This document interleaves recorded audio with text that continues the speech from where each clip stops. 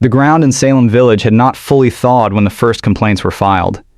January of 1692 had been cold even by the standards of Massachusetts Bay winters, and the fields that stretched between the scattered farmhouses and the central meeting house lay flat and dormant under a sky that offered little light even at midday. Wood smoke settled low across the landscape in the early mornings. Inside the houses, people slept close together for warmth and conversations about uncertain things. Debts, disputes, and unusual sickness in the minister's household moved through the community in the way that conversation moves through any small, enclosed place, quietly, but with force. The village was distinct from the coastal merchant town of Salem proper, which sat roughly 8 miles to the southeast and belonged to a different economic world entirely,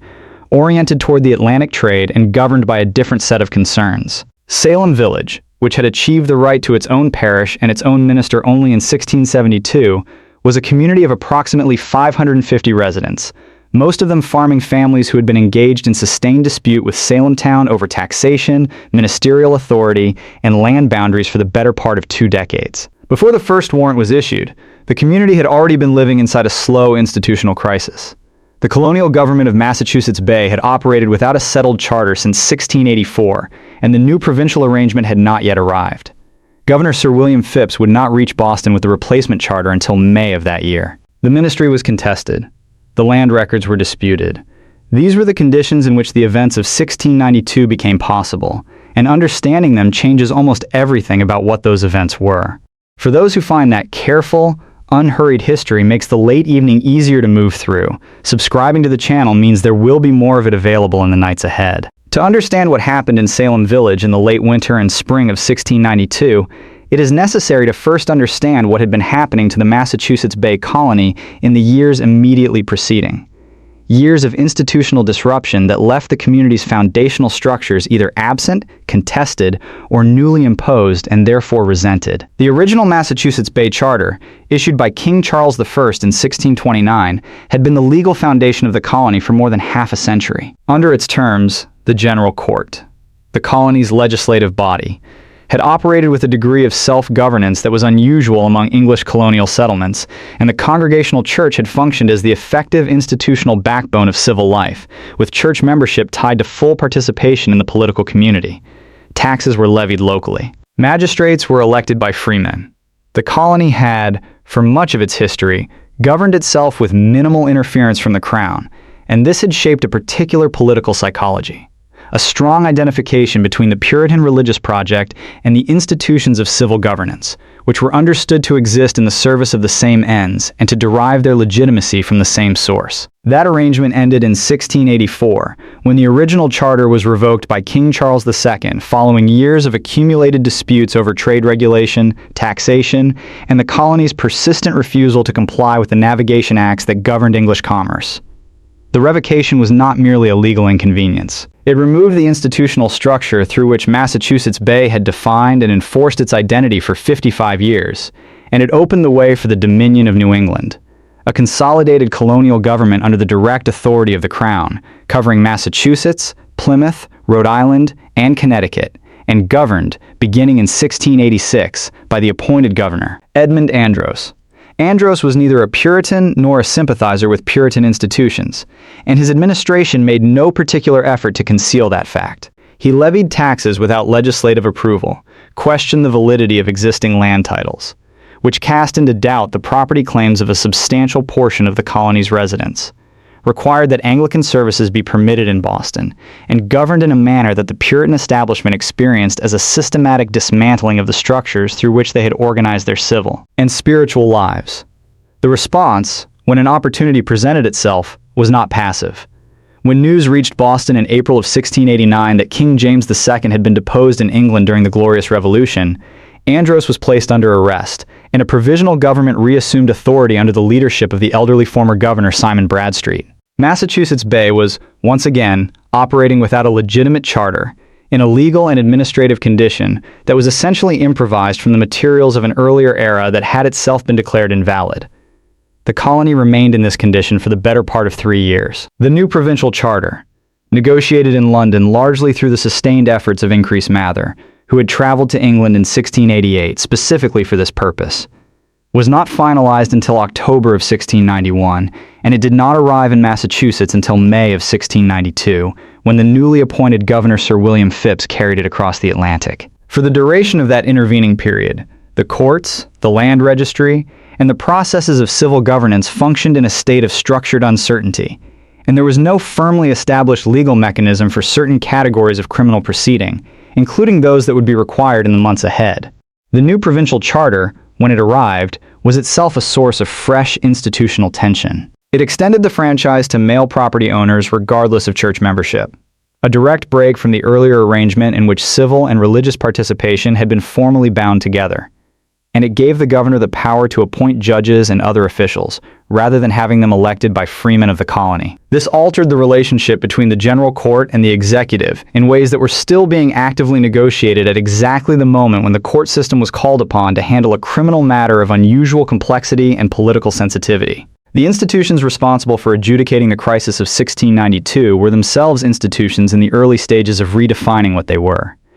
Into this environment of institutional uncertainty, the specific geography and social structure of Salem Village added distinct and compounding layers of tension. The village occupied the northwestern inland portion of what was politically the town of Salem, separated from the coastal center by roughly 8 miles of rough terrain and fundamentally different in its economic orientation. Salem town, by contrast, was a significant Atlantic trading port with a growing merchant class, an economy that was diversifying toward commerce and away from subsistence agriculture, and social structures oriented toward networks of trade rather than the tight, bounded solidarity of a farming community. The two communities shared a name, shared portions of a tax base, and had been in extended conflict over those arrangements for decades, with the village repeatedly seeking and only partially achieving independence from the administrative authority of the town. By 1672, Salem Village had succeeded in establishing its own parish and its own minister, which gave it a measure of religious and communal autonomy that it had long sought.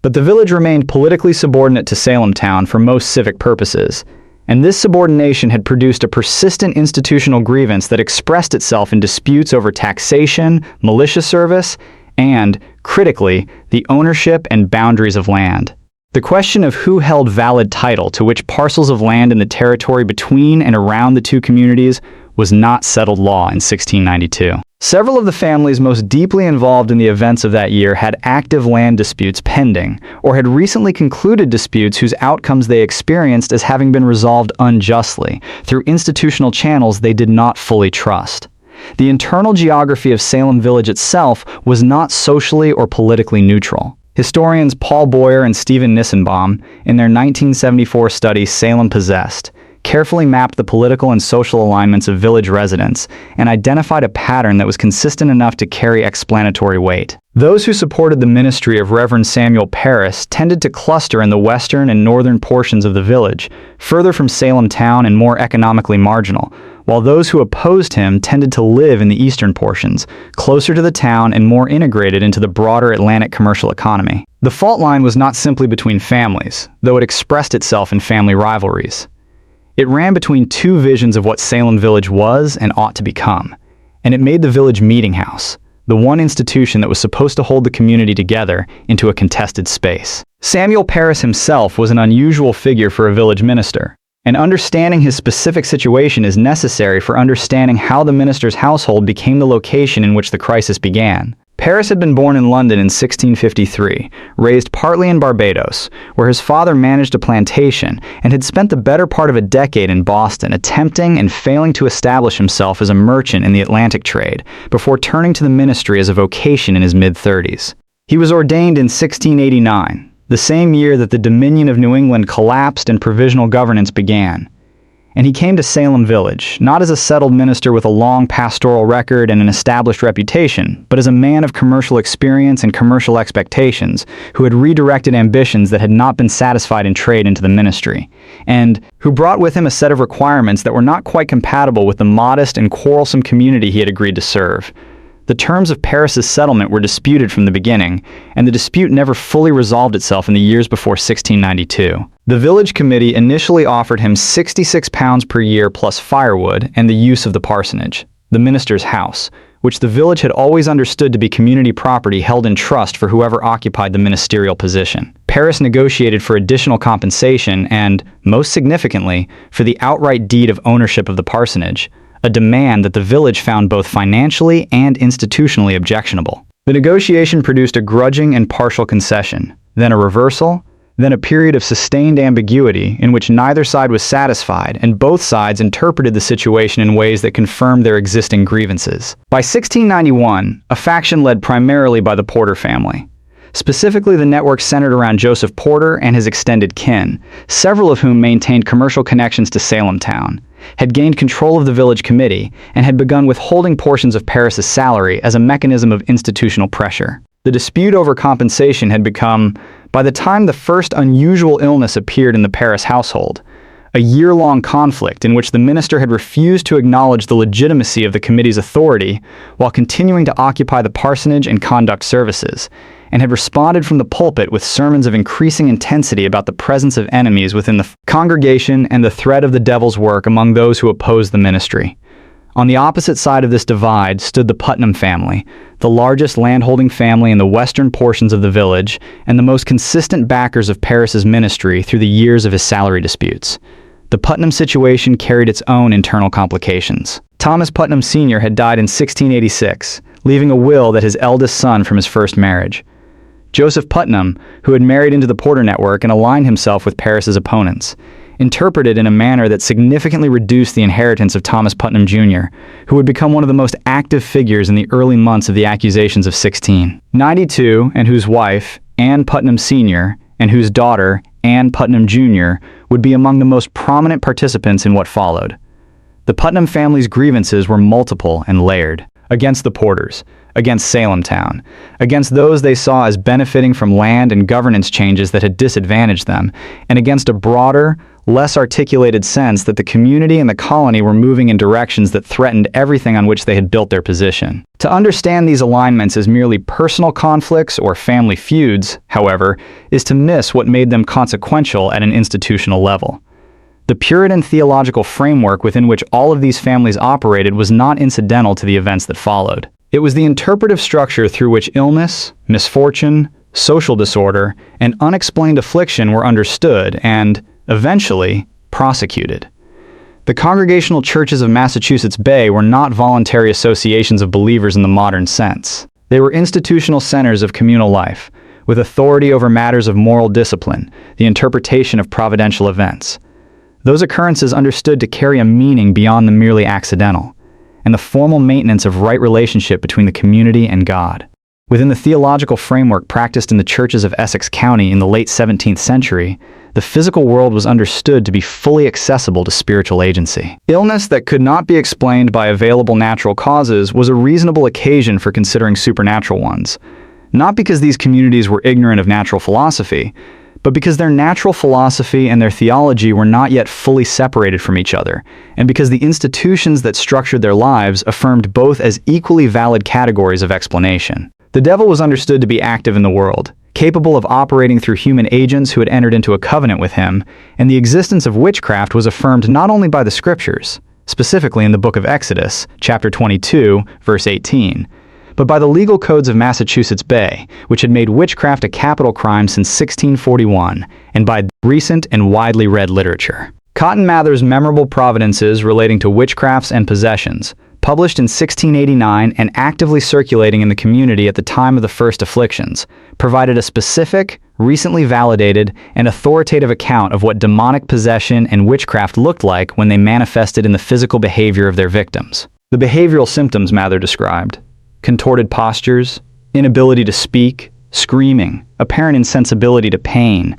the body being moved or thrown against the individual's will, were not obscure or specialized knowledge. They were part of the shared institutional vocabulary of the community, and they provided a template against which subsequent observers would evaluate what they were seeing. When a 9-year-old child began experiencing unexplained fits in the house of the embattled village minister, in the deepest part of a Massachusetts winter, in a community already organized around a set of irresolvable factional conflicts, the interpretive machinery that would eventually convert that illness into a criminal accusation was not improvised in the moment. It had been constructed over decades, in the church, in the law, in the published literature of the Puritan theological tradition.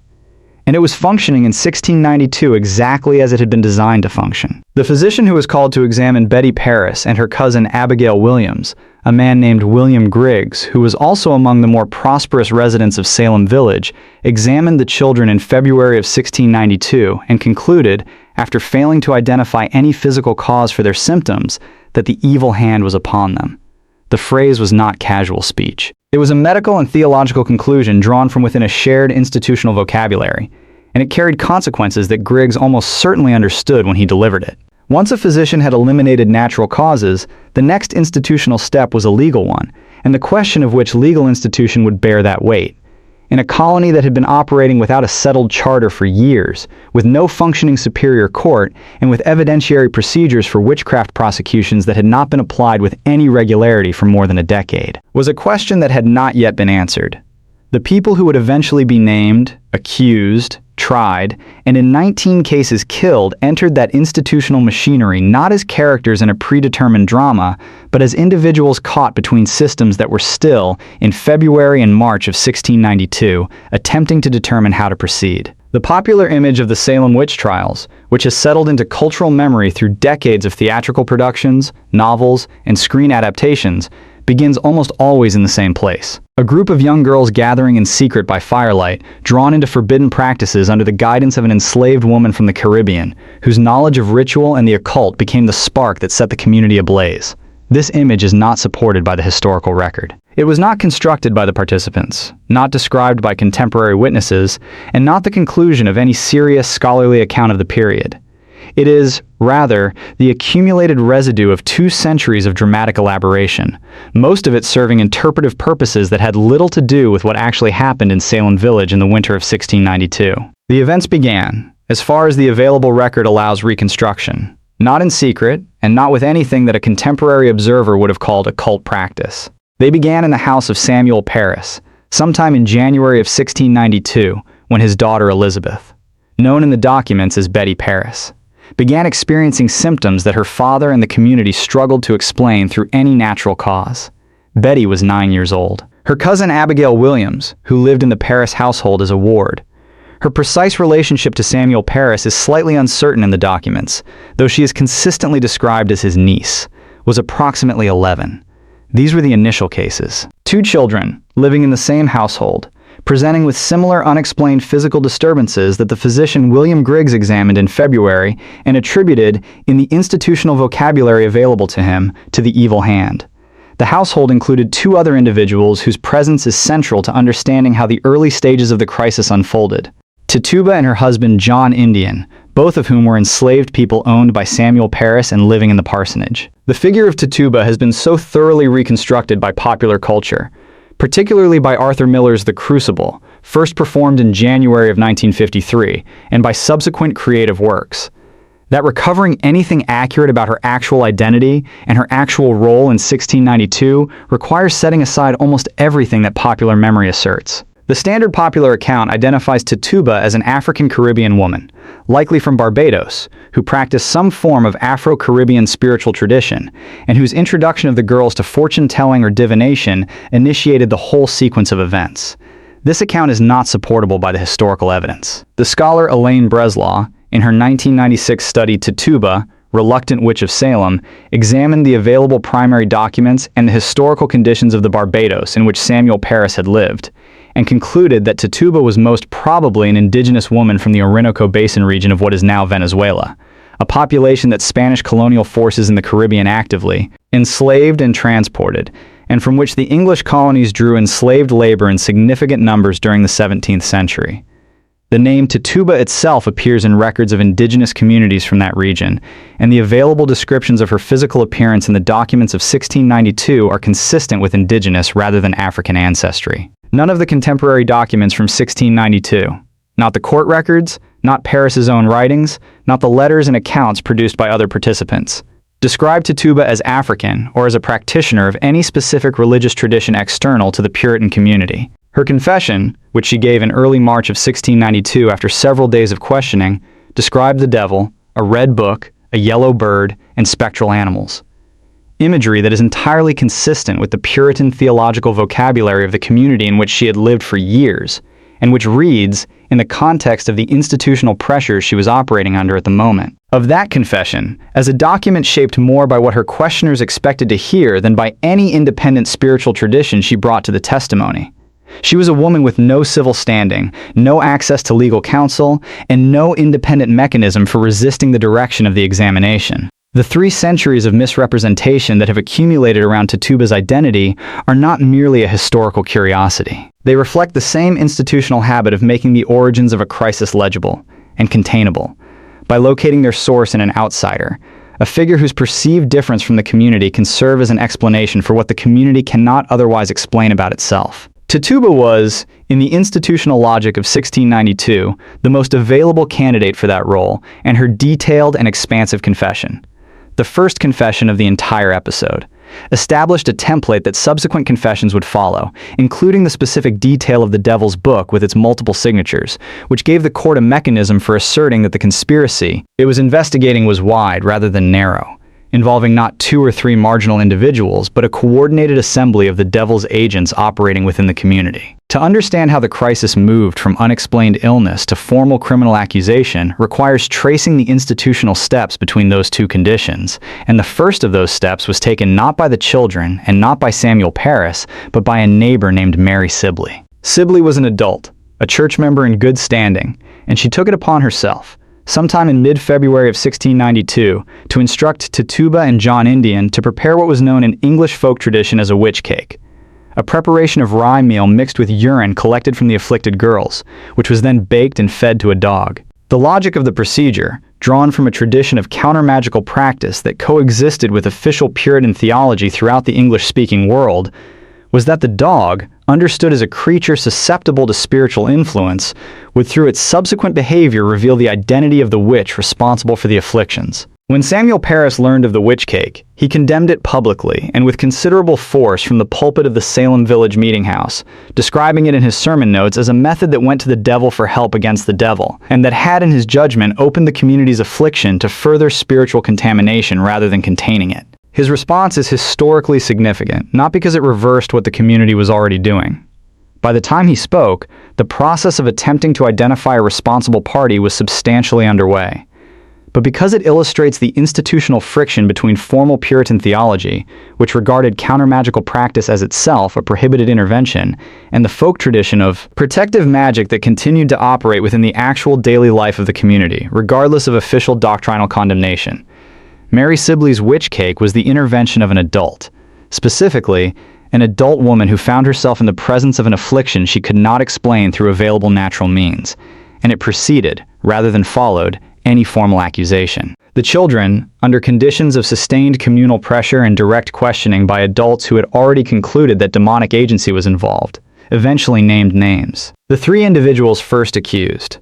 Tituba, Sarah Good, and Sarah Osborne, were selected from among the available candidates by a process that was neither random nor, in any simple sense, deliberately conspiratorial, but that followed recognizable institutional patterns regarding where, in a community organized around these theological assumptions, suspicion was expected to fall. Sarah Good was a woman of approximately 38 years, poor, without settled housing in the sense that she and her husband William Good and their daughter Dorcas, who was approximately 4 years old, had been dependent on the charity of neighbors for shelter through the preceding winter, and was generally disliked in the village for what neighbors described in testimony as a muttering, ungrateful manner when she was turned away from doors. Sarah Osborne, who was perhaps 60 years of age, had not attended Puritan religious services with any regularity for approximately 3 years, an absence that her community interpreted as a failure of proper submission to the institutional authority of the church, and was involved in an unresolved land dispute with the Putnam family over property that had belonged to her first husband, Robert Prince, and to which Thomas Putnam Jr. and his brothers maintained they had a legitimate claim. All 3 of the initial accused fit, with varying degrees of precision, the institutional profile of the suspected witch, as that profile was understood in late 17th century New England, the marginal, the negligent of religious duty, and those in open conflict with their neighbors. The magistrates who traveled from Salem town to conduct the preliminary examinations on the first day of March in 1692, John Hathorne and Jonathan Corwin, both members of prominent families with commercial interests in Salem town, arrived at the Salem Village Meeting House before a crowd of observers that contemporary accounts suggest numbered in the hundreds. What they conducted was structured as an inquiry, but the documentary record of the proceedings suggests something closer in practice to an inquisition in which the framework of guilt had already been established. Hathorne, who would later serve as a judge in the formal trials and whose participation in the events would become a matter of such sustained family discomfort that his grandson, Nathaniel Hawthorne, altered the spelling of the family name partly in response to it, questioned Sarah Good, not by asking whether she had committed acts of witchcraft, but by asking her why, if she was innocent, the afflicted children were suffering in her presence at that very moment. The examinations made use of the afflicted children in a procedural capacity that had the effect of making the accused person's denials structurally ineffective. When the accused denied the accusations, the children, who were present in the meeting house, experienced visible physical distress, convulsions, contorted postures, cries of pain, which the magistrates and the assembled community interpreted as evidence that the accused were continuing to afflict them even during the examination itself. This interpretive framework, drawn from the theological and legal literature on witchcraft that the magistrates were operating within, made denial not a neutral act but an aggravating one, since the spectral form of the witch was understood to be capable of operating independently of the witch's physical body and even of the witch's conscious will. The formal examination was therefore organized in a manner in which any response the accused gave, denial, silence, weeping, anger, could be incorporated as further evidence of guilt. Tituba's confession, which she gave over several days of examination, changed the character of the proceedings in ways that would not become fully apparent for several weeks. Where Sarah Good and Sarah Osborne denied everything, Tituba described a detailed world of spectral conspiracy. The devil appearing to her in multiple forms, pressing her to sign his book, showing her the names of others who had signed, identifying them by location and physical description. Her testimony gave the magistrates, and through them the community, a model of the crisis that was expansive rather than contained, not 2 or 3 isolated individuals practicing maleficium, harmful magic, against their neighbors, but a deliberate, organized conspiracy with multiple participants and a directing intelligence behind it. This model, once established in the official record by Tituba's confession, created the institutional logic for the expansion of accusations that would define the summer of 1692. It is worth pausing here to consider the full composition of those who would go on to formally accuse others throughout the course of the episode, because the standard characterization, the afflicted girls, obscures a reality that the documentary record makes clear. Among the primary accusers in the months between March and September of 1692 were Ann Putnam Jr., who was approximately 12 years old, Mary Walcott, who was 17 and was the daughter of Captain Jonathan Walcott, one of the more prominent militiamen in the village, Elizabeth Hubbard, who was also 17 and was the niece of the physician William Griggs, Mercy Lewis, who was approximately 19 and had been orphaned during the raids associated with King William's War in the region of what is now southern Maine, Mary Warren, who was approximately 20 and was employed as a servant in the household of John and Elizabeth Proctor in Salem Farms, Susanna Sheldon, who was approximately 18, and Ann Putnam Sr., who was an adult woman in her late 20s, the wife of Thomas Putnam Jr., and one of the most prolific sources of formal complaints across the entire episode. The institutional framing of the crisis is something perpetrated by girls against adults, as something that moved upward from the powerless to the powerful, obscures the degree to which adult participants shaped the direction and scope of the accusations at every stage. Ann Putnam Sr. filed complaints that contributed to the deaths of individuals against whom her family had standing grievances. Thomas Putnam Jr., her husband, served as the primary clerk for many of the formal written complaints, giving the accusation process in the Putnam household an organizational coherence that it would not have had if left to children acting without adult involvement and support.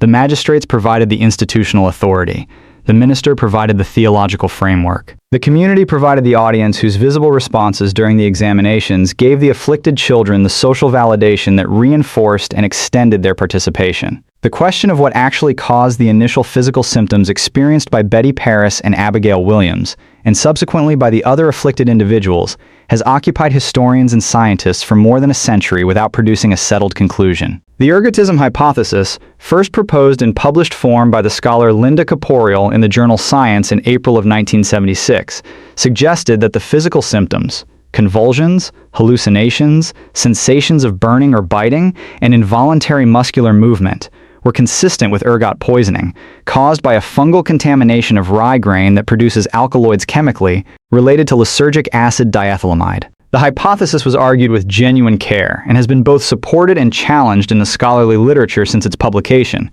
with the historian Nicholas Spanos and the physician Jack Gottlieb publishing a detailed rebuttal in Science the following year, arguing that the symptom pattern in the Salem records did not consistently match the clinical presentation of ergotism. Other explanations have been advanced, including encephalitis, lethargica, conversion disorder, post-traumatic stress associated with the violence of the frontier wars, and various combinations of genuine physical distress and deliberate performance shaped by institutional expectation. The historical consensus, to the extent that one exists, tends toward a multi-causal account in which genuine physical distress, communal pressure, institutionally shaped expectation, and conscious participation in a recognized social role were all present in different proportions among different individuals at different moments. Mary Warren, who served in the Proctor household, was among the afflicted for a period, then became a confessed witch under pressure, then recanted the confession and attempted to withdraw from the proceedings, then resumed her role as an afflicted person after the institutional pressures became too great to sustain the withdrawal.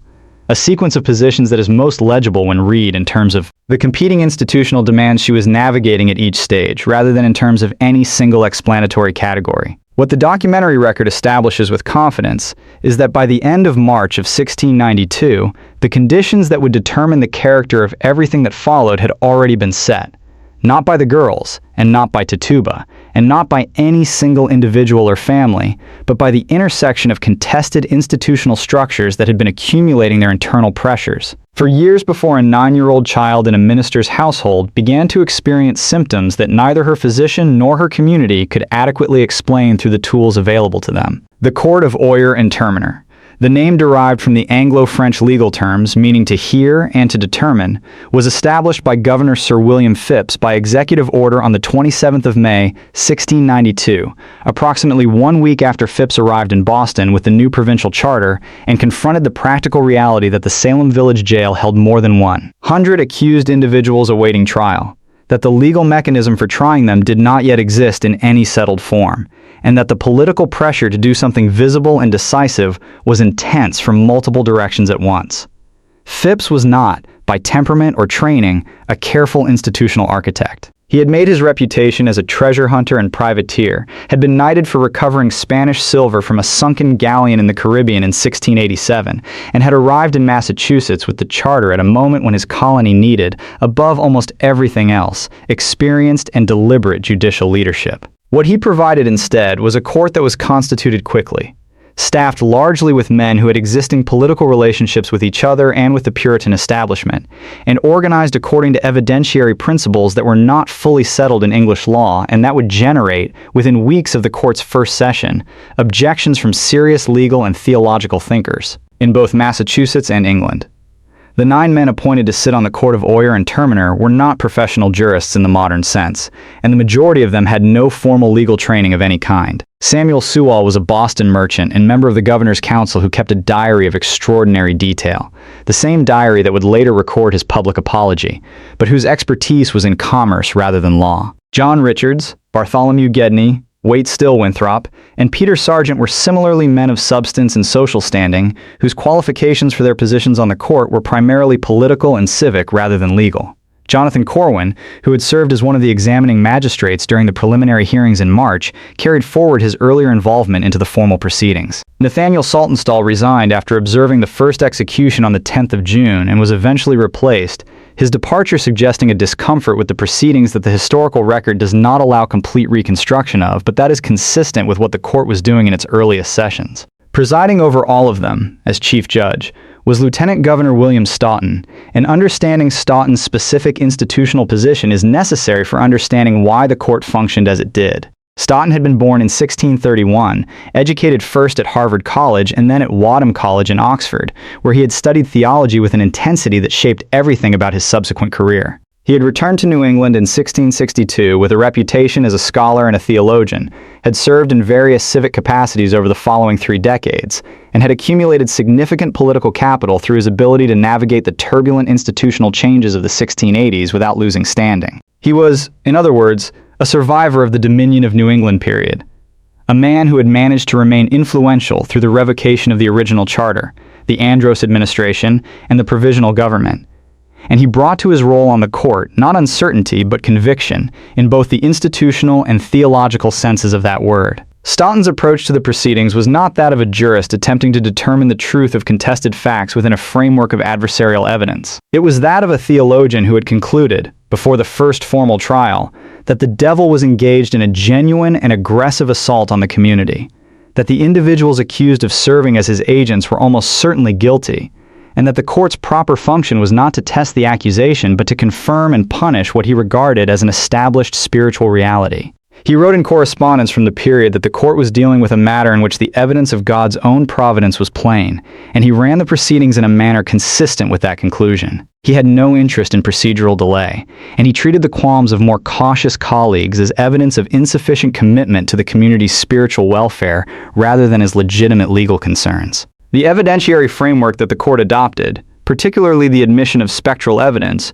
was the institutional mechanism that made acquittal structurally improbable for any accused person who refused to confess. Spectral evidence rested on a specific theological proposition, that the devil could assume the physical appearance of a human being in order to afflict others, but that he could only assume the appearance of a person with that person's consent. The implication, which was the implication the court drew, was that when the afflicted individuals testified that they had seen the specter of a named person tormenting them, that testimony was direct evidence that the named person had entered into a voluntary compact with the devil, because the devil could not otherwise have assumed their form. This was not an eccentricity invented by the court for the purpose of these proceedings. It was a position with a genuine, if contested, theological pedigree in the English witchcraft literature, and several of the judicial authorities on which the court drew,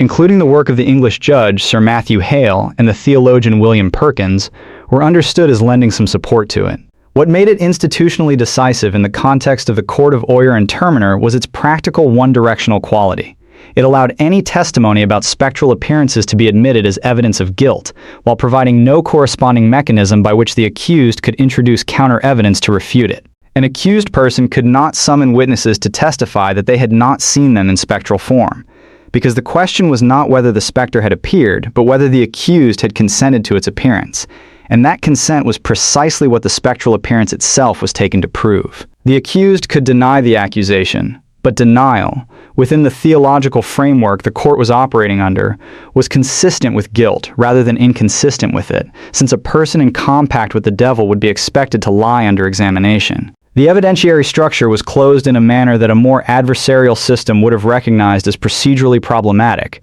but the Court of Oyer and Terminer was not structured as an adversarial proceeding in the modern sense, and no defense counsel appeared on behalf of the accused at any point during the formal trials. The touch test was among the additional pseudo-forensic procedures to which the court gave procedural weight, and its internal logic illustrates how completely the institutional framework had foreclosed the possibility of neutral evidence. The test held that if an afflicted person, in the midst of a visible fit, was touched by the person whose specter was understood to be causing the fit, the touch would cause the fit to cease, the physical contact drawing the specter back to its originating body and thereby interrupting the affliction. In practice, this meant that when an accused person was brought before the court and an afflicted witness fell into visible distress, the accused was sometimes required to touch the afflicted individual.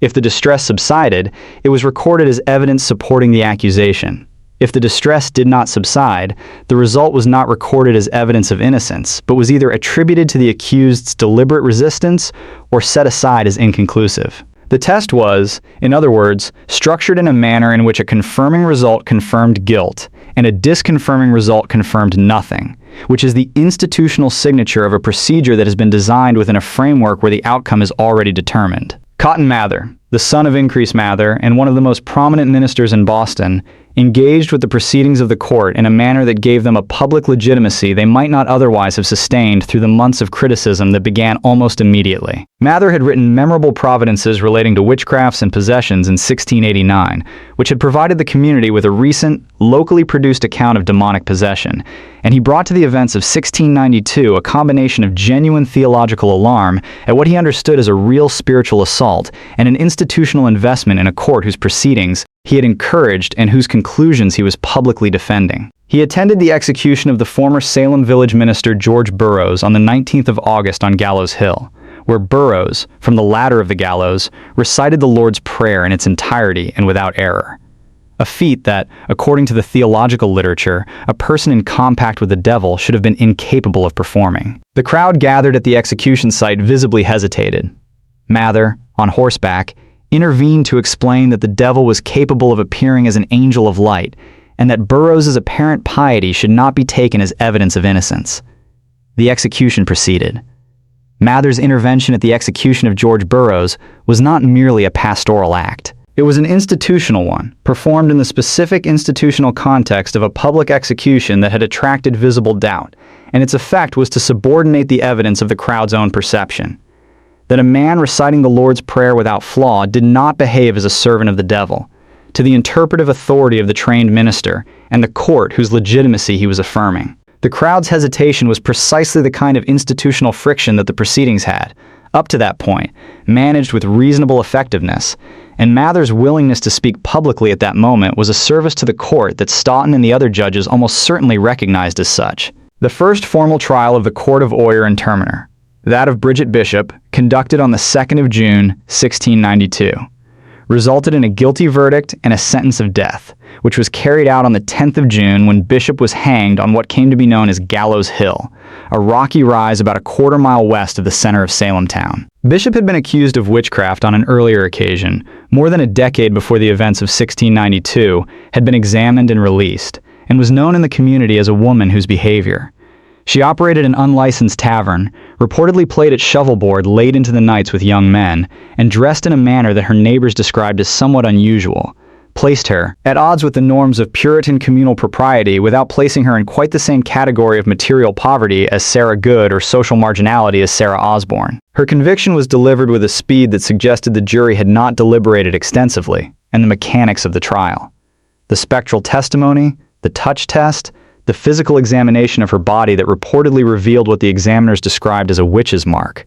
were the same mechanics that would be applied in every subsequent trial. It was at this point, immediately after the execution of Bridget Bishop and before the next series of trials, that the court's evidentiary practices attracted their most serious and formally organized challenge. A group of ministers from the Boston area, invited by Governor Phipps to provide a collective opinion on the conduct of the proceedings, submitted a document known as The Return of Several Ministers, drafted largely by Cotton Mather himself, which expressed a carefully calibrated institutional concern. The document endorsed the court's work in general terms, called for the speedy and vigorous prosecution of those accused, but simultaneously expressed reservations about the weight being given to spectral evidence and the use of the touch test, describing these as procedures whose reliability was not sufficiently certain to sustain life-or-death conclusions, and recommending that the court seek more certain and traditional forms of evidence as well. The document was cautious enough to avoid a direct confrontation with Stoughton, and sufficiently ambiguous that it was possible for different readers to conclude different things about what the ministers were actually recommending. Stoughton chose to read it as an endorsement of the proceedings and continued largely as before. 4 more individuals,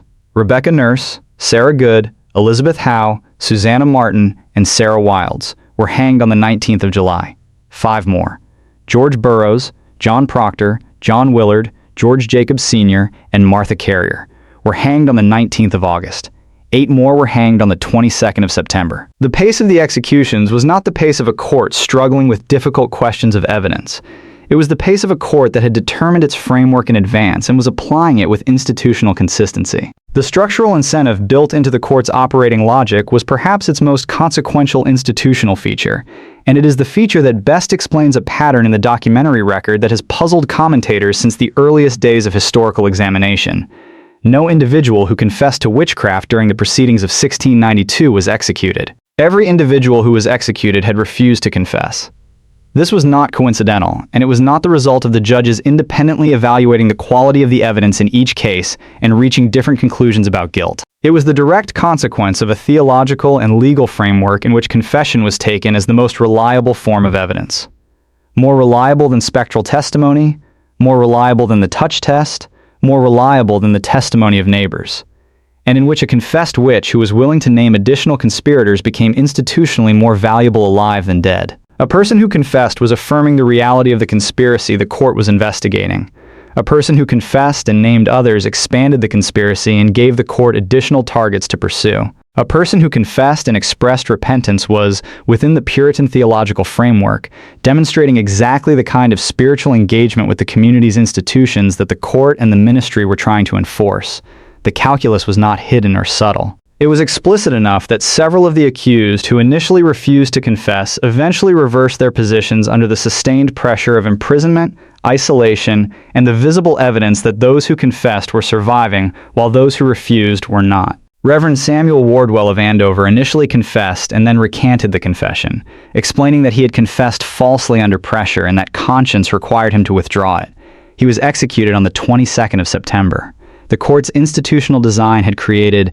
in other words, a situation in which the community's members were presented with a binary choice between a false confession that led to survival and a true denial that led to death. For the 19 individuals who chose the denial and died on Gallows Hill between the 10th of June and the 22nd of September of 1692, that choice was made under conditions of extreme institutional pressure with no formal legal assistance, no settled precedent that offered them a clear alternative path, and no mechanism within the court's procedures through which evidence of their innocence could be introduced and heard in any manner that the court's framework was designed to take seriously.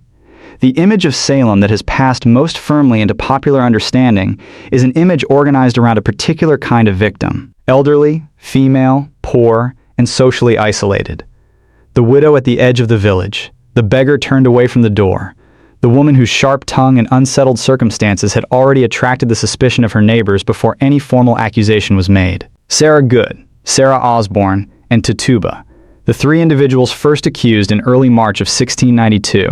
fit portions of that image well enough that it has become the interpretive lens through which the entire episode is routinely viewed. But the accused of 1692 were not primarily drawn from the margins of their community, and the further the accusations spread from their origins in Salem Village, which they did with considerable speed through the spring and summer of that year, the more visibly they departed from any profile organized around social marginality. By the time the Court of Oyer and Terminer concluded its last session in September of 1692, formal accusations of witchcraft had been lodged against approximately 150 individuals, with the total number of those held in custody at various points during the proceedings estimated by historians at somewhere between 170 and 200 people across multiple Essex County jails and private homes used for detention. Among the accused were men of established property, women of active church membership, a former minister of Salem Village, a 4-year-old child, an elderly man of 80 years, at least 2 women who were pregnant at the time of their imprisonment, and a substantial number of individuals from communities that had no geographic or social connection to the original dispute between the Paris and Putnam factions in Salem Village.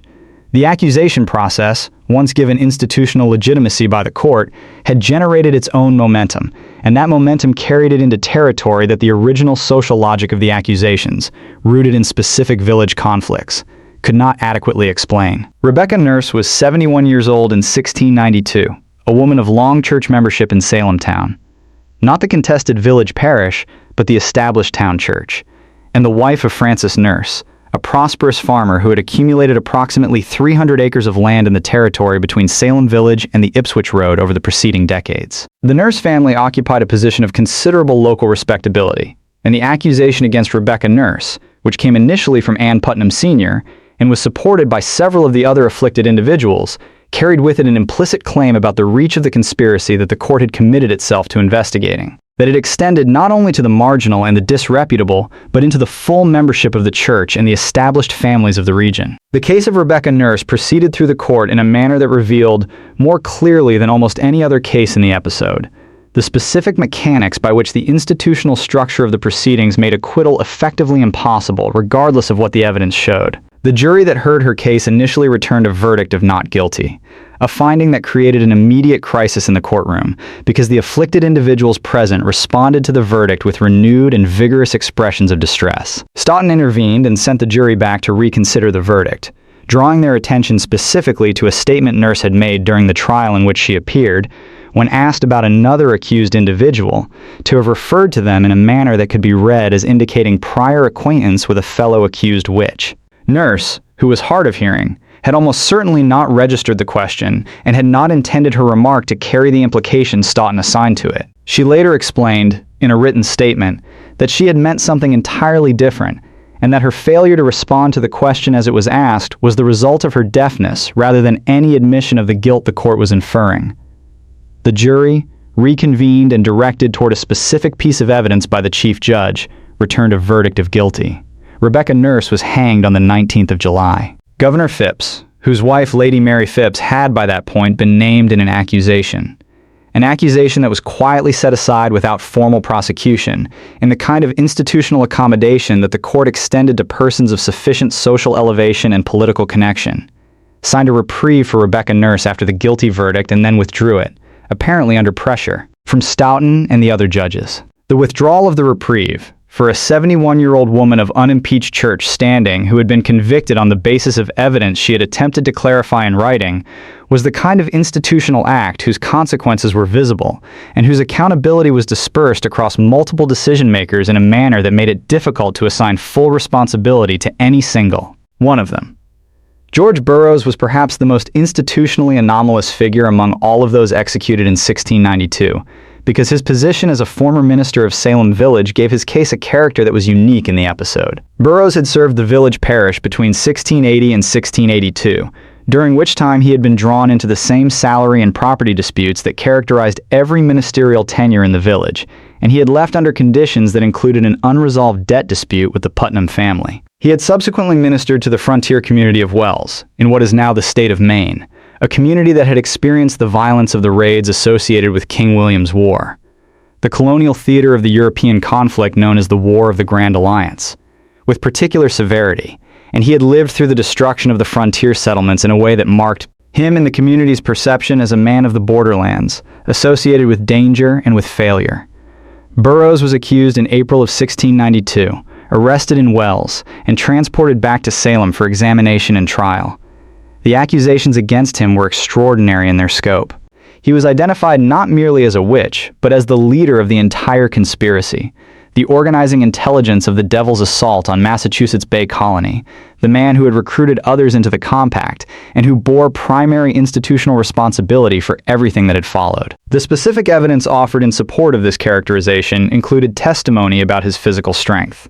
He was said to have lifted a full barrel of molasses with 2 fingers, a feat attributed to supernatural rather than natural power, and spectral testimony from multiple afflicted individuals identifying him as the figure who appeared to them and directed their torment. Burroughs denied everything at trial with composure, and on the 19th of August, on Gallows Hill, he recited the Lord's Prayer without flaw, creating the moment of public hesitation that Cotton Mather addressed from horseback before the execution proceeded. The case of Giles Corey stands apart from every other case in the episode because of the specific manner of his death, which was neither hanging nor any other form of judicial execution as formally defined in the legal codes of Massachusetts Bay. Corey was approximately 80 years old in 1692, a man of some property in Salem Farms, which was the agricultural territory adjacent to Salem Town, and was accused in the spring of that year. He had initially participated as a witness in the proceedings, giving testimony against his own wife, Martha Corey, who had herself been among the earlier accused, in a manner that he subsequently repudiated. When his own case came before the court and he was formally required to enter a plea, Corey refused to plead, either guilty or not guilty, and maintained that refusal through repeated demands from the court. The legal procedure invoked against a defendant who refused to plead was drawn from English common law and was known as peine forte et dure, strong and hard punishment,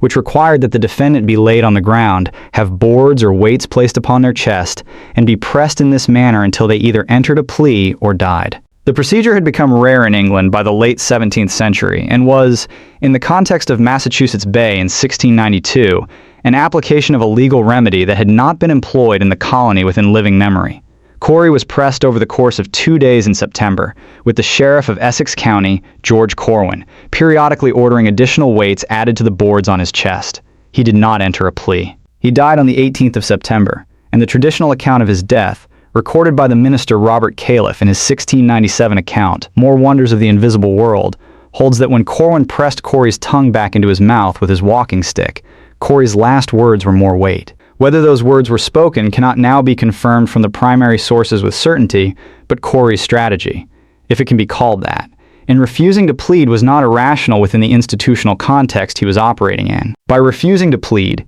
He prevented the court from formally trying him, which meant that the property he owned could not be forfeited to the colonial government as it would have been upon conviction.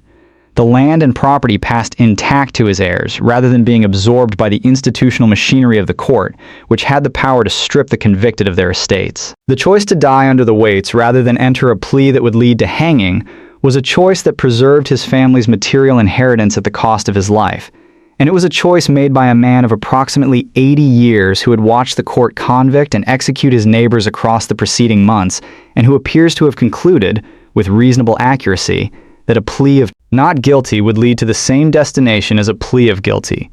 only with the additional consequence of institutional confiscation of his property. The geographic expansion of the accusations from Salem Village to Andover represents the clearest evidence that the institutional momentum of the proceedings had, by midsummer of 1692, largely detached from the specific village conflicts that had shaped the early accusations and was operating according to its own internal logic. Andover was a town approximately 16 miles to the northwest of Salem Village, with no particular social or political connection to the Paris-Putnam conflicts that had generated the original crisis. The involvement of Andover began when a resident named Joseph Ballard, whose wife Elizabeth was suffering from an unexplained illness, invited two of the Salem Village afflicted individuals, likely Ann Putnam Jr. and Mary Walcott, to come to Andover and identify the source of the affliction. This invitation, by an adult man, seeking the services of afflicted individuals who had already demonstrated their institutional function as identifiers of witches within the court's evidentiary framework,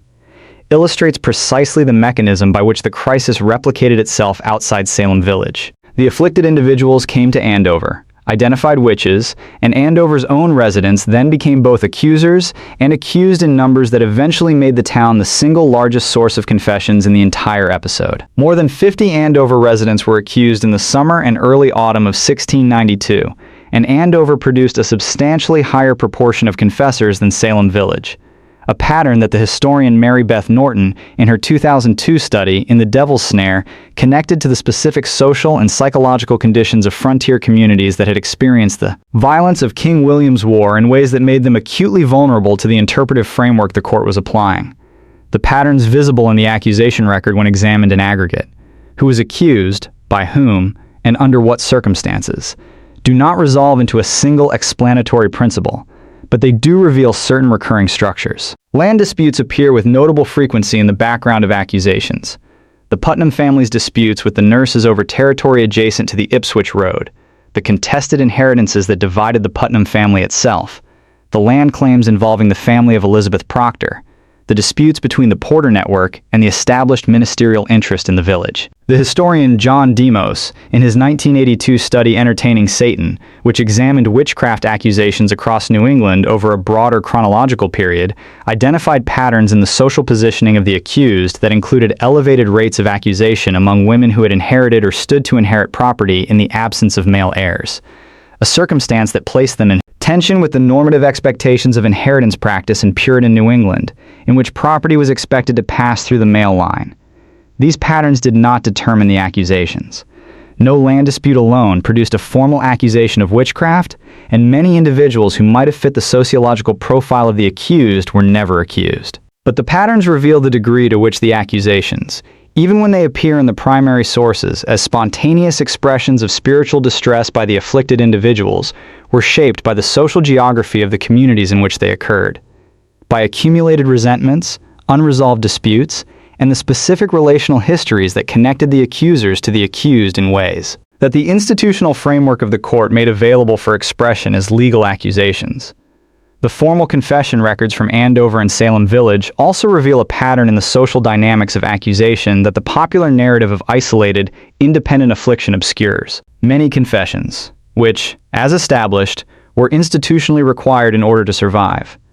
followed group examination sessions in which multiple accused individuals were questioned together or in rapid sequence, and in which the social pressure of hearing neighbors and family members confess produced a cascade effect that the institutional design of the proceedings did nothing to interrupt and everything to accelerate.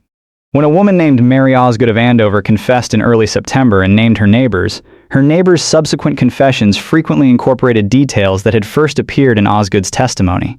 a pattern consistent with confessions shaped by shared access to a common template rather than independently generated accounts of actual experience. The children of the accused were themselves not immune from the process. Dorcas Good, the 4-year-old daughter of Sarah Good, was accused in March of 1692 on the basis of spectral testimony and the claim that a small bite mark on one of the afflicted individuals corresponded to a mark her small teeth might have made. She was imprisoned in Salem jail for approximately 8 months, during which her mother Sarah Good was executed, and she was eventually released only after her father William Good paid a fee for her chains. Robert Califf's later account recorded that Dorcas Good was, years after her release, still suffering from the psychological consequences of her imprisonment, her father attesting that she had become non-compos mentis, a phrase meaning not of sound mind, as a result of what she had endured in custody. The full demographic range of those accused in 1692, when assembled from the primary sources and held against the popular image of Salem, makes visible the degree to which that image has been shaped by the most dramatically legible cases at the expense of the more institutionally revealing ones. The elderly woman on the village margins makes a cleaner narrative than the prosperous farmer's wife of established church standing, or the former minister with physical strength that had become evidence against him, or the 80-year-old man who chose to be pressed to death rather than surrender his family's property to the institutional machinery that had already consumed his wife. But it is precisely in those less clean, more complicated cases that the institutional character of the crisis is most fully visible. Not as a community turning on its most vulnerable members, but as an institutional structure turning on whoever entered its procedural machinery, regardless of their social position, and producing, with the consistency of a system whose outcomes were determined by its design rather than by the individual qualities of its participants, the results that its design had made inevitable. The Court of Oyer and Terminer did not end because a single individual exposed its errors, or because a dramatic reversal of testimony revealed an inconvenient truth, or because the community arrived collectively and simultaneously at the conclusion that it had been wrong. It ended because the institutional pressures that had created and sustained it shifted direction, and because the social position of the accused had expanded to include individuals whose proximity to the centers of colonial power made the continuation of the proceedings a threat to the very institutional structures that the court had been established, in part, to protect. The collapse of the court was itself an institutional process, accomplished through the same mechanisms of authority, social position, and formal procedure that had made its creation possible, and it unfolded across several months in a manner that was considerably less clean than the popular narrative of a community suddenly awakening to its own error. The first significant institutional challenge to the court's evidentiary framework came not from below, not from the accused or their families, who had neither the social standing nor the formal mechanism to challenge the court effectively from within its own procedures, but from within the Puritan ministerial establishment itself, and specifically from Increase Mather, who was in 1692. The most eminent clergyman in Massachusetts Bay and the president of Harvard College. Mather was the father of Cotton Mather, who had been publicly supporting the court's proceedings, and the relationship between the two positions. The son legitimizing the court's work, the father eventually challenging its evidentiary standards, reflects the degree to which the ministerial establishment was not monolithic in its response to the proceedings, even if the public record of that period gave a somewhat more unified impression. Increase Mather had been in England from 1688 until 1692, negotiating the provincial charter, and had returned to Boston in May of the same year that the court was constituted. His engagement with the proceedings was careful and measured through the early months, but by late summer he had begun gathering observations from multiple ministers across the colony and preparing a formal theological and evidentiary critique that would eventually be presented publicly. Cases of Conscience Concerning Evil Spirits Personating Men, to give the document its full title, was completed in early October of 1692 and read to a gathering of ministers at Cambridge before its publication later that month. Its central argument was stated plainly: it were better that 10 suspected witches should escape than that one innocent person should be condemned. The document did not deny the reality of witchcraft, did not argue that the accused were innocent, and did not call for the dissolution of the court. What it did was systematically undermine the theological basis for the admission of spectral evidence as sufficient proof of a capital crime, arguing that the devil's capacity to assume the shape of the innocent made spectral testimony an unreliable foundation for a sentence of death, and that the court's current practice placed innocent lives in institutional jeopardy. The timing of the document's presentation and publication was significant in ways that extended beyond its theological content. By October of 1692, the expansion of accusations had reached a point at which several individuals of prominent social standing, including the Boston merchant Thomas Brattle, who wrote a detailed and sharply critical letter in early October describing the proceedings as an affront to reason and justice, and including members of the governor's council whose own networks had been touched by accusations, had concluded that the court's continuation represented a greater institutional risk than its dissolution. The accusation against Lady Mary Phipps, the governor's wife, had been set aside without formal prosecution, as noted earlier, but the fact that the accusation had been made at all was a signal visible to the colony's political leadership that the court's institutional appetite had expanded beyond any boundary that social position alone could reliably guarantee. Thomas Brattle's letter of the 8th of October, 1692, which was circulated in manuscript among the colony's leadership, though not immediately published,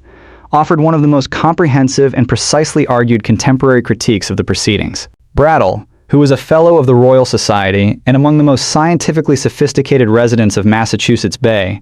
wrote with a directness that contrasted sharply with the careful qualifications of the ministerial documents. He described the admission of spectral evidence as the great foundation of this prosecution, and questioned whether the afflicted individual's testimony was distinguishable from the testimony of any person who claimed to have seen supernatural events that no independent observer could confirm. He noted that several of the judges, including Nathaniel Saltonstall, who had resigned after the first execution, shared his reservations, and he pointed out that the court's practice of giving evidential weight to the cessation of fits upon touch was inconsistent with any defensible standard of proof. Brattle's letter was the document of a man who recognized the institutional structure of the crisis clearly and was naming it as such, though the political conditions of the moment prevented him from publishing it openly. Governor Phipps, who had been absent on military affairs in the main frontier through much of the summer, a detail that itself reflects the degree to which the management of the Salem crisis had been delegated to Stoughton and the court in the governor's absence, returned to Boston in late September to find the colony in a condition of deepening institutional crisis. His response was not immediate or decisive,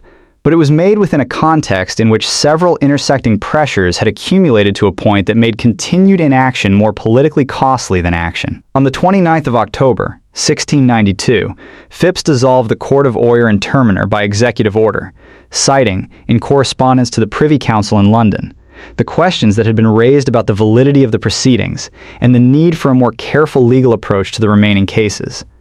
The letter did not constitute an admission that the court had been wrong. It was a political document, framed in terms of procedural caution rather than institutional acknowledgement of error, and it carefully avoided any language that might have exposed Phipps himself, who had constituted the court, to the full weight of what that institution had done in his name.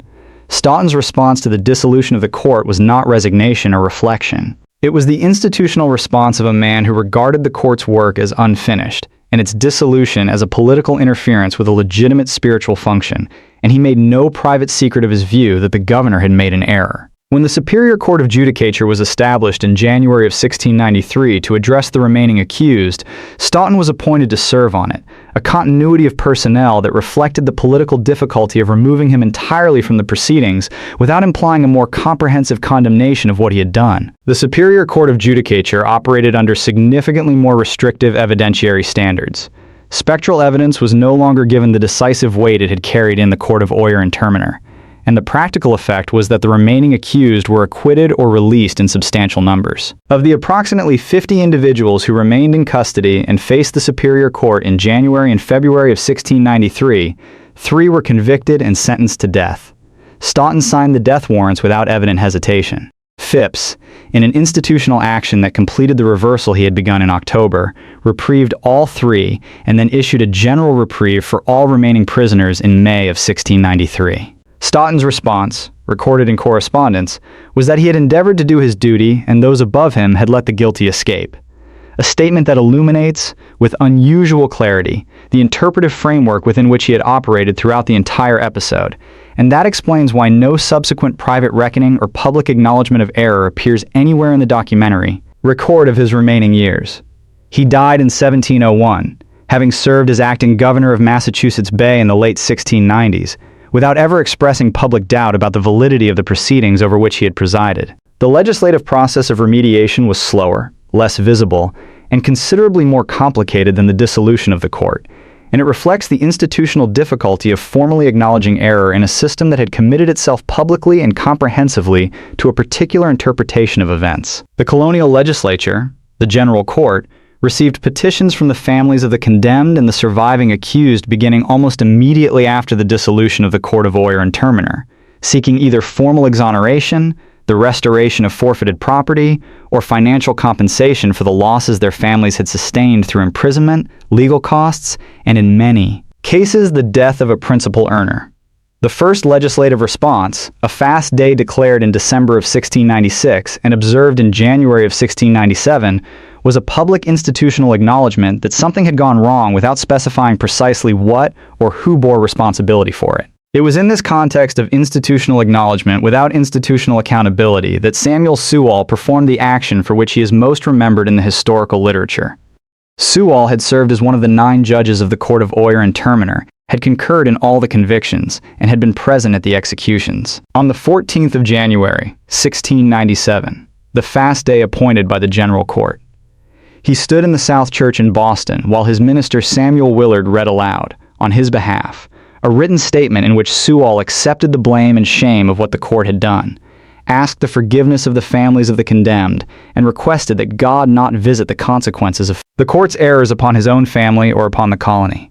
Sewall remained standing throughout the reading, a physical posture of public submission that was understood by everyone present as a deliberate act of institutional accountability, and he recorded the event in the diary he kept with extraordinary consistency throughout his life. Sewall was the only member of the court who made a public apology of this kind. The others, Hathorne, Corwin, Richards, Gedney, Winthrop, and Sargent, made no comparable public statement at any point in their subsequent lives. Cotton Mather, whose published defenses of the court's proceedings had given it theological legitimacy, wrote in his diary with ongoing references to the events of 1692 that suggest internal wrestling with their meaning, but he did not make a public apology, and his published work in the years following the trials continued to affirm the reality of the demonic threat that he had believed the court was addressing. The institutional mechanism of public accountability, which Sewall engaged with unusual directness, was not one that the other participants were collectively willing to employ, and the differential record of acknowledgement left by the principals is itself a document of how institutional responsibility was understood and distributed in early 18th century Massachusetts Bay. The restoration of formal legal status to the condemned proceeded through legislative channels with a slowness that reflected both the genuine complexity of the legal questions involved and the political discomfort of a legislature being asked to formally declare that its predecessor institution had wrongly convicted and killed people. In 1693, the General Court did not issue a formal reversal of the convictions. In 1701, it passed legislation restoring the rights of some of the accused but not explicitly exonerating the condemned. A more comprehensive act, passed in 1711, formally reversed the attainders. The legal finding of guilt that followed a capital conviction and stripped the convicted of civil rights and the right to transmit property. Of most of the condemned, and appropriated a sum of £578 and 12 shillings for distribution among the survivors and the heirs of those who had died, in compensation for the losses they had sustained. The sum was not distributed equally or in a manner that most recipients considered adequate, and several families continued to press claims for additional compensation for years after the initial payment. The names of several of the condemned were not included in the 1711 Reversal Act, an omission that was not corrected through legislative action until the late 20th century. Bridget Bishop, the first person executed, whose prior accusation history and unconventional behavior had made her the most institutionally available target for the court's first conviction, was not fully exonerated by name in Massachusetts legislation until the 3rd of November, 2001, when the state legislature passed a bill listing by name all of those who had been executed and declaring them innocent. The 309 years between execution and formal legislative exoneration constitutes, in itself, a measure of the institutional inertia that surrounds the acknowledgement of institutional error. The friction between what the record shows and what the institutions responsible for the record are prepared to formally state. Ann Putnam Jr., who had been approximately 12 years old during the period of her most active participation in the accusations of 1692, made the only formal public apology from among the accusers when, on the 25th of August, 1706, she stood in the Salem village church, by then the Danvers village church, while the minister Joseph Green read aloud a written statement she had prepared. The statement acknowledged that she had been a principal instrument in accusing several persons of a grievous crime, whereby their lives were taken away from them, and attributed her actions to a great delusion of Satan, asking forgiveness of God and of the survivors and families of those she had accused. Putnam had never married, lived with her parents until their deaths and then with her siblings, and died in 1716 at approximately 37 years of age. Whether the statement represented a complete accounting of what she understood about her own participation in the events of 1692 cannot be established from the surviving documentary record. What it represents institutionally is the one public acknowledgement from within the accuser group,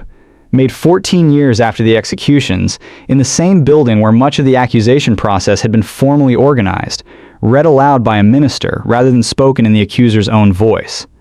of the personal cost borne by those on the other side of the institutional machinery that the community of 1692 had allowed to operate without sufficient check on its own conclusions. The institutional process of ending the Salem crisis, dissolving the court, releasing the prisoners, restoring legal standing, compensating survivors, and eventually acknowledging the names of the wrongly condemned, took, in total, more than 3 centuries. The final legislative act of formal exoneration arrived more than 300 years after the last execution on Gallows Hill, in a year when none of the participants, accusers, accused, judges, or ministers had been living for more than 2 centuries. That timeline is not a curiosity or an accident. It is a measure of how deeply the institutional commitments of 1692 were embedded in the structures that succeeded them, and of how much effort, sustained over generations, is required to formally reverse what an institutional structure has formally done.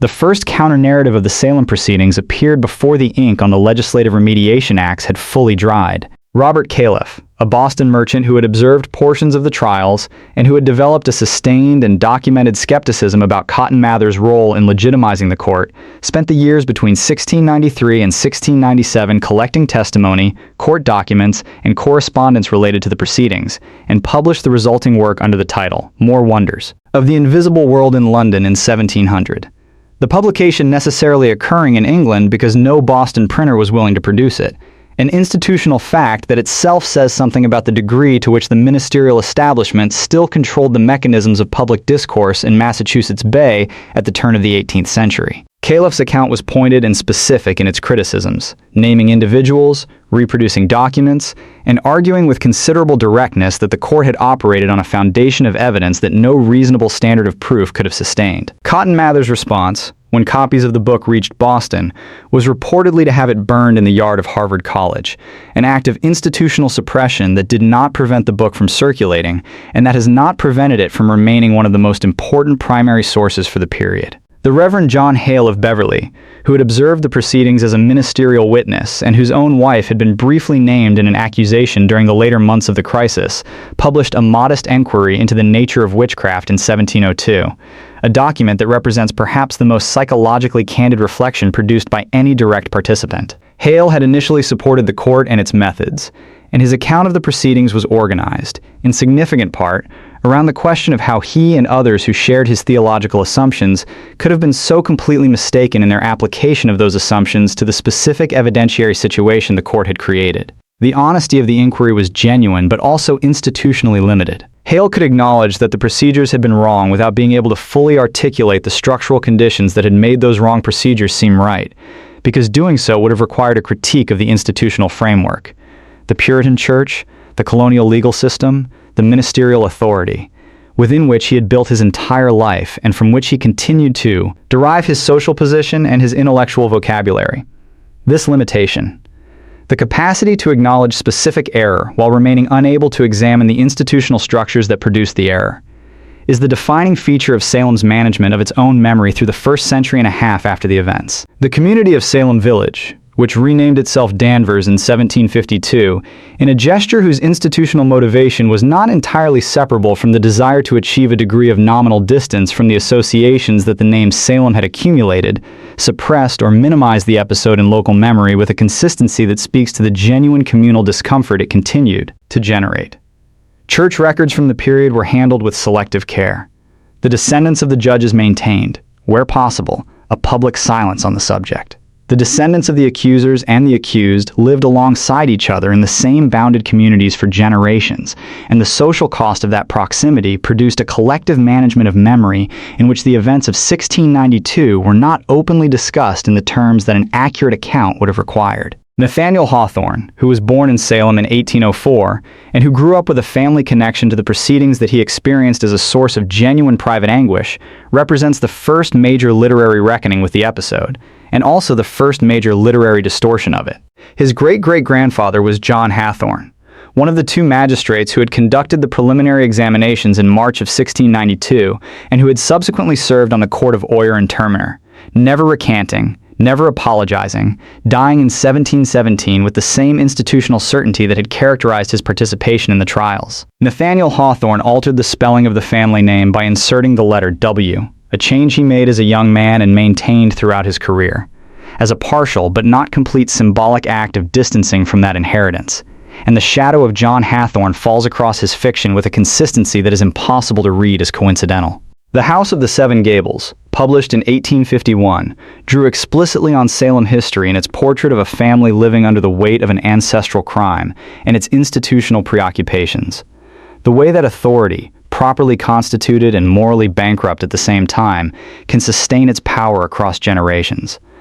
belong to the same analytical territory as the Salem proceedings. Even when the novel's specific historical details do not map precisely onto the events of 1692. The Scarlet Letter, published in 1850, set in the Boston of the 1640s rather than the Salem of the 1690s, conducted its examination of Puritan institutional authority and the human cost of its application from a greater degree of historical distance. Hawthorne's engagement with the Puritan past was literary and psychological rather than historical in the scholarly sense, and it shaped the cultural perception of that past in ways that the subsequent scholarly literature has been working to correct ever since. The first systematic historical account of the Salem proceedings, and the one that established the evidentiary and narrative framework within which popular understanding of the episode largely developed through the 19th and early 20th centuries, was Salem Witchcraft, published in 2 volumes in 1867 by Charles Wentworth Upham. Upham was a Unitarian minister turned politician. He served as mayor of Salem between 1852 and 1854 and represented Massachusetts in the United States House of Representatives. And his account was the product of decades of archival work in the Essex County court records, the surviving church documents, and the extensive but imperfectly preserved manuscript collections of the period. Salem Witchcraft was, for its time, a work of serious scholarship, detailed, specific, organized around primary sources rather than literary reconstruction, and attentive to the social and political context of the proceedings in ways that earlier accounts had not been. Upham's interpretation, however, was organized around a premise that subsequent scholarship has substantially revised. The premise that the accusations were primarily the product of deliberate fraud, specifically the calculated deception of a small group of girls who understood what they were doing, chose to do it, and sustained the deception through months of institutional proceedings with a degree of conscious control that the evidence does not straightforwardly support. The fraud hypothesis had the institutional advantage of providing a clear moral framework. The guilty were the accusers, the innocent were the accused, and the tragedy was the result of deliberate malice rather than structural failure. But it did so at the cost of obscuring the institutional conditions that made the accusations consequential, and it placed the explanatory weight of the entire episode on the psychology of individuals at the expense of examining the systems within which those individuals were operating. Upham's account was widely read, remained the standard popular reference on Salem for the better part of a century, and had a direct influence on the most consequential reimagining of the episode in any medium. Arthur Miller's The Crucible, first performed on the 22nd of January, 1953, at the Martin Beck Theater in New York City. Miller had read Upham, had visited Salem and reviewed primary documents in the Essex County records, and had made a series of deliberate and documented choices about how to shape the historical material into a dramatic work. Choices that were partly dictated by the requirements of the theatrical form and partly dictated by the political allegory he was constructing, in which the Salem witch trials served as a public comment on the congressional investigations of suspected communists associated with Senator Joseph McCarthy and the House Un-American Activities Committee, which had been actively subpoenaing witnesses and damaging careers in the entertainment industry and elsewhere since the late 1940s. The specific historical alterations that Miller made to the documentary record have been cataloged carefully by historians since the play's premiere, but they are worth reviewing here because they have been so thoroughly absorbed into popular understanding that many readers and viewers have encountered them as history rather than as dramatic invention. Abigail Williams, who in Miller's play is a young woman of approximately 17, employed in the Proctor household and involved in a romantic relationship with John Proctor before the play begins, was in the historical record a child of approximately 11 years old, with no documented connection to the Proctor household of any kind, and no evidence in any surviving primary source of a relationship, romantic or otherwise, with John Proctor. John Proctor himself, who in the play is portrayed as a man in the middle years of his life, vigorous, conflicted, capable of the kind of dramatic moral reckoning the play requires, was in the historical record approximately 60 years old at the time of his arrest, a prosperous farmer who operated a tavern and owned substantial land in Salem farms, and whose wife Elizabeth, who appears in the play, as a significant dramatic figure, was indeed accused and imprisoned, though she survived, her pregnancy during imprisonment delaying her execution until after the court's dissolution. Miller collapsed multiple historical accusers into the single figure of Abigail Williams, giving one character a range of agency and influence that was actually distributed across a much larger group, including Ann Putnam Jr., Mary Walcott, Mercy Lewis, and the adult Ann Putnam Sr., whose participation in the accusations was at least as significant as that of any of the younger members of this afflicted group. The play's romantic subplot between Abigail and Proctor, which provides the dramatic engine for Abigail's motivation and gives the audience a psychological explanation for the accusations, is not attested in any primary source and is almost certainly a dramatic invention, as Miller himself acknowledged in a later essay. The effect of that invention has been to permanently associate the Salem episode, in the popular imagination, with a story about a specific kind of individual betrayal. A woman scorned, a man compromised, a community destroyed by private passion expressed through institutional channels, rather than with the structural and institutional analysis that the historical record most strongly supports. Miller was called before the House Un-American Activities Committee in June of 1956, 3 years after The Crucible's premiere, and his political intentions in writing the play were therefore not paranoid projections on the part of contemporary observers, but were real and documented, and were recognized as such by the committee that questioned him. The political allegory of McCarthyism was legitimate as an act of political speech, and was effective as a theatrical device, but it imposed on the historical material a specific interpretive frame: individual courage against institutional coercion, the lone moral voice against the conforming community. That does not quite describe what the historical record of 1692 shows. The Crucible's John Proctor is a hero in the classical sense, a man who chooses integrity over survival, who tears up his false confession in the final act rather than allow his name to be used in institutional service of a lie. The historical John Proctor was a 60-year-old man killed by a court that was structurally incapable of hearing his denial, in a proceeding where courage and cowardice arrived at the same destination. The scholarly recovery of the historical record, as distinct from its literary and dramatic reimagining, began in earnest in the second half of the 20th century and has produced a body of work whose collective contribution is to restore the institutional complexity that the popular narrative has consistently smoothed away. Paul Boyer and Stephen Nissenbaum's Salem Possessed, published in 1974 by Harvard University Press, was the first major scholarly work to apply systematic social historical methods to the Salem records, mapping the geographic, economic, and familial alignments of the village's residents against the accusation record, and demonstrating the degree to which the accusations followed they. Fault lines of pre-existing community conflict rather than tracing any independent spiritual geography. The book's central argument, that the crisis of 1692 was in significant part a displaced expression of structural tensions between a subsistence farming community and the encroaching commercial economy represented by Salem town,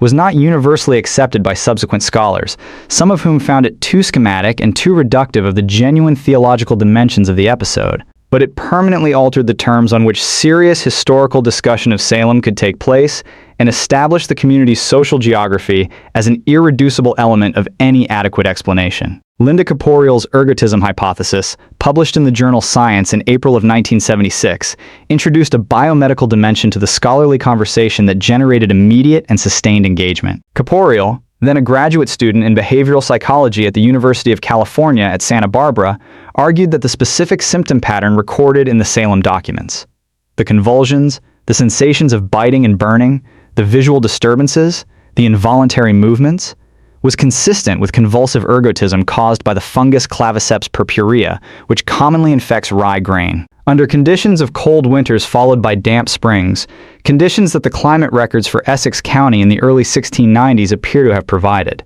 The hypothesis was careful and argued in specific detail, drawing on both the meteorological record and the medical literature on ergot poisoning, and it attracted considerable attention outside the scholarly community as a potential single-cause explanation for events that had resisted clean explanation. Nicholas Spanos and Jack Gottlieb published a rebuttal in Science in 1976, challenging the hypothesis on both medical and historical grounds, arguing that the symptom pattern in the records was not consistent across the afflicted individuals, that ergotism would not have resolved spontaneously in the manner the afflictions appear to have done, and that the hypothesis did not account for the accusation patterns. The debate has continued in various forms since then, with the scholarly consensus tending toward a multi-causal account in which ergotism may have played a role in some cases without constituting a sufficient explanation for the overall episode. Mary Beth Norton's In the Devil's Snare, published in 2002, made the most sustained scholarly argument for the centrality of the frontier war experience to the Salem crisis, drawing connections between the communities that produced the largest numbers of accusers and confessors and the communities that had been most directly exposed to the violence of King William's War on the Maine and New Hampshire frontier. Norton, a historian at Cornell University, argued that the psychological and social trauma of frontier violence, including the experiences of Mercy Lewis, who had survived the destruction of her community at Falmouth in what is now Maine, and of other accusers with direct connections to the frontier,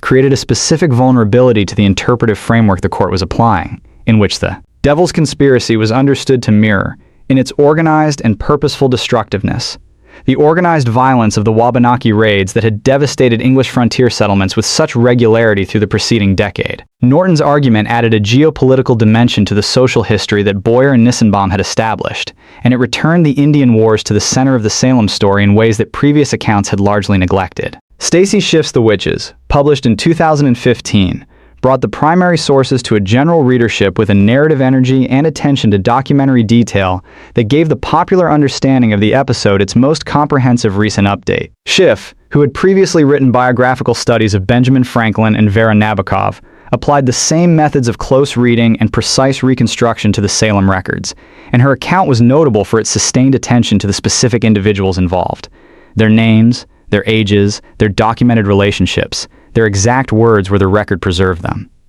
In a manner that countered the tendency of both the popular narrative and the dramatic tradition to replace the actual people of 1692 with types that served the interpretive requirements of later ages. What the 3 centuries of Salem historiography reveal, when examined as a body of work rather than as a series of individual arguments, is that each generation has tended to find in the Salem records a reflection of the concerns that were most pressing in its own historical moment. Buffum finding in Salem a story of deliberate fraud that spoke to a 19th century rationalism impatient with superstition. Miller finding in Salem a story of political coercion and institutional conformity that spoke to a mid-20th century confrontation with McCarthyite power. The social historians of the 1970s finding in Salem a story of class conflict and communal stress that spoke to a moment of heightened interest in the structural dimensions of historical events. The frontier historians of the early 2000s finding in Salem a story of war trauma and psychological displacement that spoke to a moment of renewed attention to the human costs of military violence.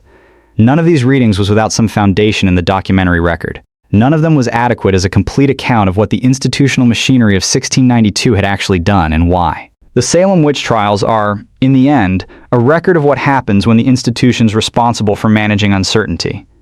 the church, the court, the ministry, the colonial government,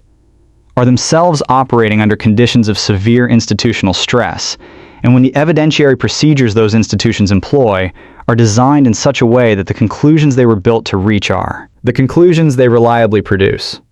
The popular narrative, which centers individual malice and individual courage, is compelling precisely because it is organized around the human scale at which events are most easily felt. The institutional analysis is less emotionally satisfying and more difficult to dramatize because it distributes responsibility across systems and structures and time periods rather than concentrating it in the actions of named individuals. But it is the institutional analysis that most accurately describes what the records show. And it is the institutional analysis that speaks most directly to the question that Salem has always implicitly posed.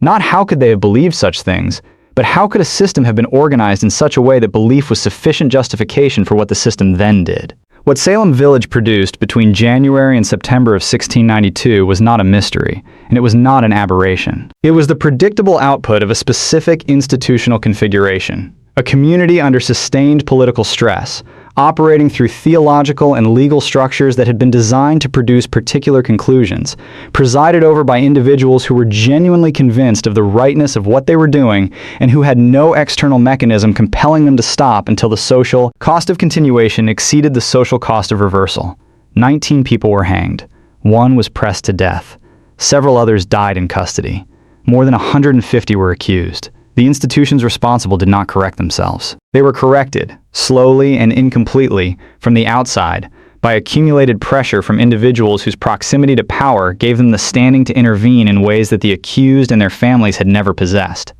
The significance of that record is not confined to the late 17th century. The pattern it describes: institutional certainty generating institutional momentum, evidentiary procedures designed to confirm rather than test, the social position of the accused determining the degree of protection they received, and the formal acknowledgement of error arriving generations after the error itself, is not a pattern that belongs exclusively to Puritan Massachusetts. It is recognizable across centuries and across societies, and it has recognizable features wherever institutions operate under conditions of stress with insufficient external accountability. Salem was a small community in a cold January, with wood smoke hanging low over frozen fields and a set of unresolved quarrels that had been accumulating for decades before a child's illness gave them a direction and a form. The records it left are precise, are largely intact, and remain, after more than 300 years of examination, a more honest account of how institutions fail than most institutions have ever been willing to produce about themselves.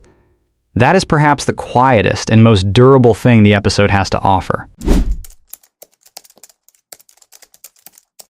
I want to be straightforward here, the way I would be with someone I trusted enough to tell the truth to.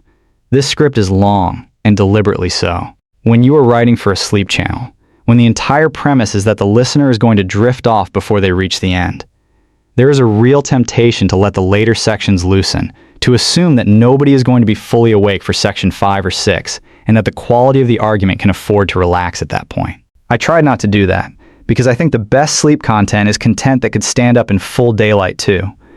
Whether I succeeded in holding that standard consistently across 18,000 words is a fair question, and I genuinely do not think I was equally strong throughout. The institutional thread, the idea that what made Salem deadly was not individual malice but structural design, is the thing I am most satisfied with in this script. It felt, from the planning stage onward, like the right analytical lens for this particular topic, because it goes against the grain of almost every popular account, which means it gives the listener something genuinely new to think about rather than simply a more detailed version of what they already knew. Good historical content should shift something in how you understand a familiar story, and I think the institutional frame does that here. What I am less satisfied with is the section on historiography, Section 6.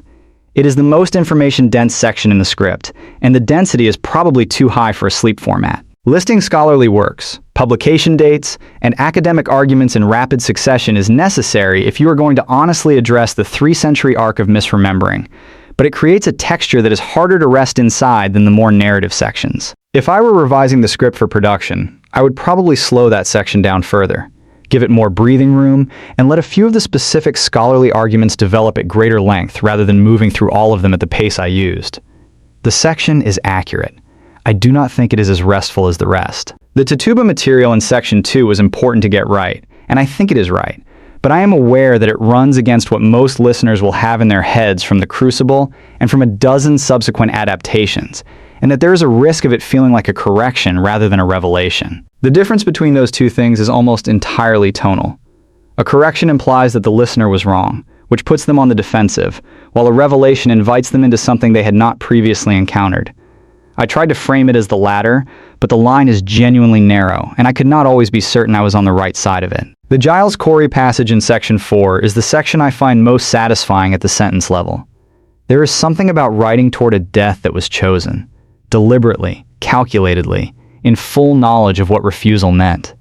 That produces a kind of prose clarity I do not always manage to sustain elsewhere in the script. I think the section earns its length. Overall, this is a script I would stand behind. It is specific where specificity is available, honest about what the record does and does not show, and organized around an argument that I believe is both historically defensible and genuinely useful to a listener who wants to understand Salem as something more than a story about girls and fire. If you see it differently, or if you think a different analytical thread would have served the material better, say so in the comments. I read them, and the conversation around the content is usually where the most interesting thinking happens.